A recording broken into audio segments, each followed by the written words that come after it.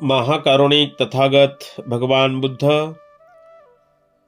बोधिसत्व महामानव डॉक्टर बाबासाहेब आंबेडकर, सर्व श्रद्धावान धम्मप्रेमी बौद्ध उपासक उपासिका माता भगिनी बांधवांनो, भगवान बुद्धांनी त्यांचा धम्मग्रंथ या ग्रंथामध्ये पहिला भाग आपण बघत आहोत. पहिल्या भागामध्ये आपण या अगोदरच्या भागामध्ये कुळ आणि पूर्वज बघितलेले आहेत. सिद्धार्थ गौतमाचे पूर्वज आणि सिद्धार्थ गौतमाचे कुळ हे आपण बघितलेले आहे. आज आपण बघणार आहोत सिद्धार्थ गौतमाचा जन्म. शाक्य लोकात प्रतिवर्षी आषाढ महिन्यात येणारा एक उत्सव पाळण्याची प्रथा सर्व शाक्य लोक आणि त्याप्रमाणे राजघराण्यातील मंडळी देखील हा महोत्सव साजरा करीत असत. हा महोत्सव त्या काळामध्ये 7 दिवस साजरा करण्याची प्रथा होती. त्यावेळेला महामायेने हा महोत्सव अगदी मोठ्या थाटामाटात पुष्पमाला सुगंध आदी वस्तूंचा उपयोग करून मोठ्या शानशौकीने परंतु मद्यपानादी उत्तेजित वस्तू वर्ज्य करून साजरा करण्याचे ठरविले. उत्सवाच्या 7व्या दिवशी महामाया भल्या पहाटे उठली. सुगंधी पाण्याने तिने आंघोळ केली. दान धर्मार्थ महामायेने 4 लक्ष मोहरा देणगी म्हणून त्या दान वाटल्या. मौल्यवान अलंकार घालून राज शृंगार केला. आवडीच्या पदार्थाचे सेवन केले व व्रताचरण करून निद्रेसाठी कलात्मकतेने सजविलेल्या शयन मंदिरात ती गेली. त्या रात्री शुद्धोधन व महामाया यांचा एकांत होऊन महामायेला गर्भसंभव झाला. पलंगावर पहुडली असता ती तशीच महामाया झोपी गेली. निद्राधीन असताना तिला एक स्वप्न पडले आणि स्वप्नात तिला असे दिसले, चतुर्द्विपालांनी आपणाला निद्रित अवस्थेत मंचकासह उचलले व हिमालयाच्या पायथ्यावर घेऊन एका विशाल शाल वृक्षाखाली ठेवून ते बाजूला उभे राहिले. नंतर त्या चतुर्द्विपालांच्या स्त्रिया त्यांच्याजवळ आल्यात व त्यांनी तिला मानस सरोवराकडे नेले. त्यांनी तिथे तिला अभ्यंग स्नान घालून तिची वेशभूषा केली.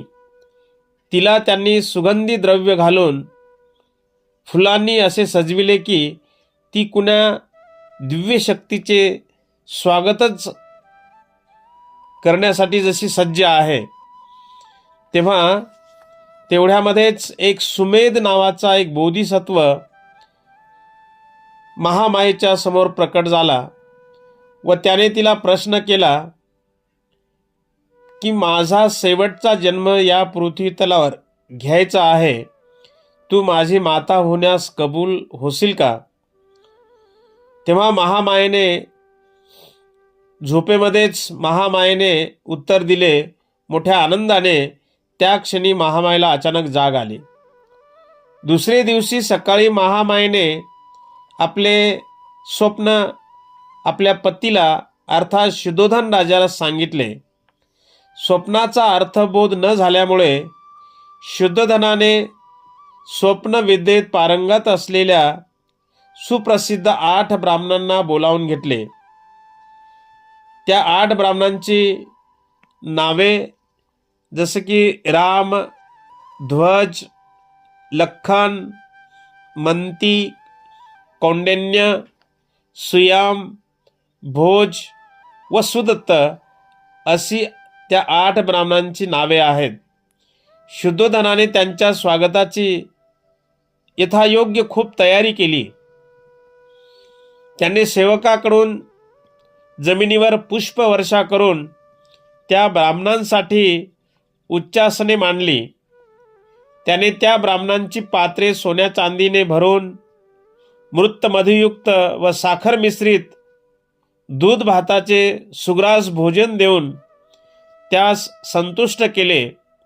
याशिवाय त्यांना नवी वस्त्रे, गायी इत्यादी दान दिले. ब्राह्मण अगदी संतुष्ट झाल्यावर शुद्धोधनाने आपल्या राणीला अर्थात महामायेला पडलेले स्वप्न त्याने सांगितले आणि तो राजा म्हणाला, या स्वप्नाचा अर्थ मला सांगा. तेव्हा त्या 8 ब्राह्मणांनी शुद्धोधन राजाला चिंता करू नकोस असे ते ब्राह्मण म्हणाले.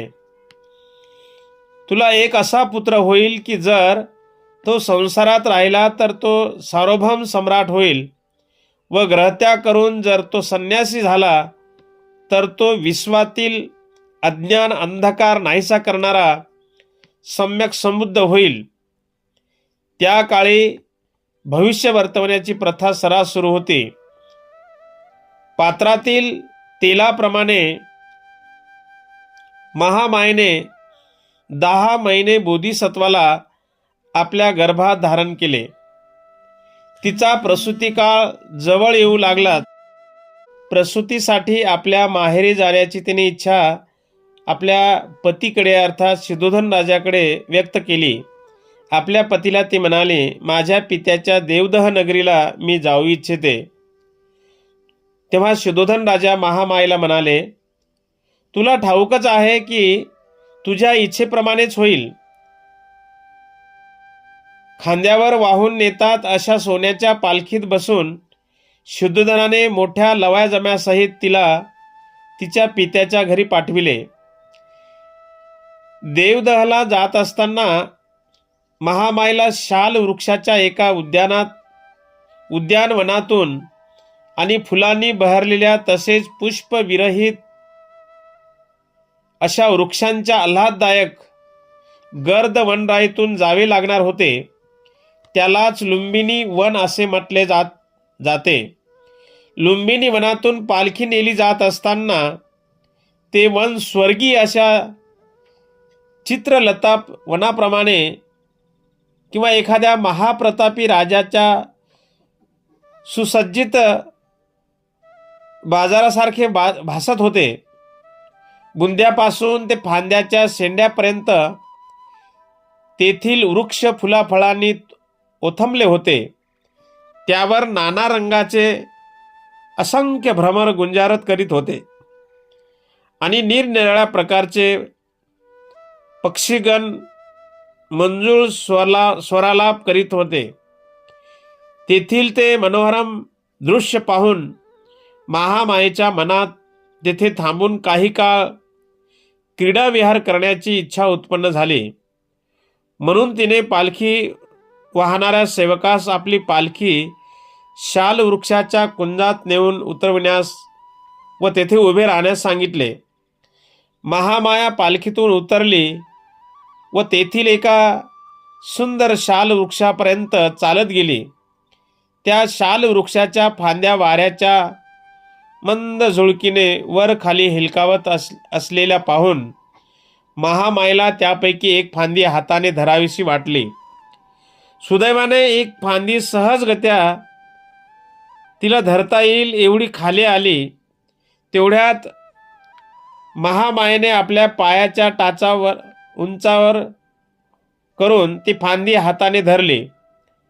लगेच ती फांदी हवेमुळे वर गेल्यामुळे महामायेला हलकासा झटका लागला आणि तिला प्रसूतीच्या वेदना होऊ लागल्या.